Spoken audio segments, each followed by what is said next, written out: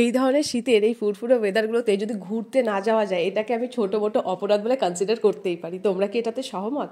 তো সেই মতো বরমহাশয়কে বুঝিয়ে বাঝিয়ে বেরিয়ে গেলাম ঘুরতে। কোথায় যাচ্ছি বলছি একটু দাঁড়াও।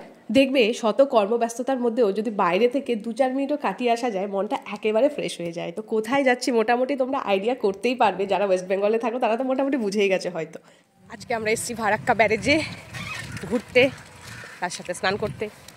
এই যে আমার বরমহাশয় তিনিও আসছেন, এখন আমরা হেঁটে চলছি। স্নানের যে ঘাট, গঙ্গা নদী, হ্যাঁ, আর এই পাশ দিয়ে বয়ে চলেছে গঙ্গা নদী। থাকাতে চলো, তারপরে গিয়ে দেখাও। আর এইভাবেই বেশ ভালো লাগছে হাঁটতে হাঁটতে যেতে। ওয়েদারটা একদমই একটু অন্য ধরনের এখানকার, না? গঙ্গার হাওয়ার জন্য একটা ওয়েদারটা বেশ। হ্যাঁ, রায়গঞ্জ থেকে ফারাক্কা আসতে ঘন্টা 3 মতো সময় লাগে। বাসেও আসতে পারো বা ট্রেনেও আসতে পারো। সব ধরনের কমিউনিকেশন কিন্তু ফারাক্কাতে খুবই ভালো। মানে সকাল সকাল উঠে যাও আর বাস গঙ্গার পাড়ে নেমে যাও, সারা দিন ধরে ঘোরাফেরা, খাওয়া দাওয়া সমস্ত কিছু করো, স্নান করো, আর তারপর বাড়ির উদ্দেশ্যে রওনা। এত সুন্দর অ্যাম্বিয়েন্স কি আর বলবো। আর সত্যি বলতে এই সময়টা না ঘোরার জন্য একেবারে পারফেক্ট, না ঠান্ডা না গরম। আর গঙ্গা নদীর যে মিষ্টি হাওয়াটা আছে না, সেটা ভেতরটা একেবারে শীতল করে দিচ্ছে। মানে যত ধরনের চিন্তা ভাবনা, যত ধরনের টেনশন, গঙ্গার জলে একবার যদি কেউ মাথা ডুবাতে পারে, বাস সমস্ত কিছু যেন মা গঙ্গায় নিয়ে নিচ্ছে। আমরা সকাল সকাল 7:30টার দিকে বেরিয়েছিলাম আর ফারাক্কা বাস স্ট্যান্ডে পৌঁছেছিলাম 10:30 নাগাদ। ঠিক সেখান থেকে 10 টাকা দিয়ে গান্ধীঘাট বলে একটা জায়গা রয়েছে, সেখানে গিয়ে এত সুন্দর অ্যাম্বিয়েন্সটা, এই যে গান্ধী মূর্তি রয়েছে আর এই যে গান্ধীঘাটটা, এই জায়গাটা থেকে যখন নামবে আর গঙ্গার হালকা মানে ওই শীতল হাওয়াটা পাবে, মনটা একেবারে জুড়িয়ে। আর জানোই তো এখন তো সমস্ত জায়গায় সেই ফটোজেনিক, তো মা গঙ্গার ঘাটটাও বাকি থাকে কেন? এখানেও সুন্দরভাবে সেলফি জোন করা রয়েছে। তো সেই জায়গাটাকে ইগনোর করে আমি গিয়েছিলাম একেবারে গঙ্গার পাড়টাতে।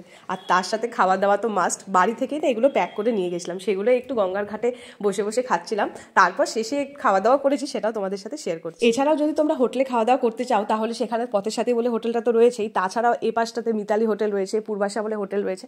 ট্রাই করতে পারো। খুব অথেন্টিক না হলেও যথেষ্ট স্ট্যান্ডার্ড, মানে পরিষ্কার পরিচ্ছন্ন খাওয়া দাওয়া। আমাদের গঙ্গা স্নান আর খাওয়া দাওয়া করতে করতে ঘড়ির কাঁটা মোটামুটি 1টা ছুঁই ছিল। সেই সময়টা মাথার উপর বেশ সুন্দর রোদ, সামনে এত সুন্দর একটা মানে নদী বয়ে যাচ্ছে, তার সাথে এই ঢেউগুলো খুব সুন্দর লাগছিল। মানে ছোটো মোটো মন্দারমণির ফিলিং কিন্তু আমি এখানে বসেই পাচ্ছিলাম। জানি না তোমরা কতটা বুঝতে পারছো।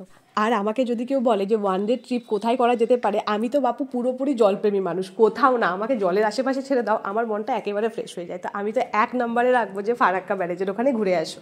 মানে সকালে যাও, বিকেলে চলে আসো, কোনো ঝোড় ঝামেলা না আছে, প্যাকিং না আছে লাগেজের ঝামেলা। আসল কথাটা কি বলতো, মা গঙ্গার যে পবিত্র জল রয়েছে আর ওখানকার যে পবিত্র হাওয়া, সেটাতে না মনের মধ্যে যত ধরনের নেগেটিভিটি থাকে সেগুলো কোথায় জানি বের করে দিয়ে সারা মনে একটা পজিটিভ এনার্জি ফ্লো হচ্ছিল।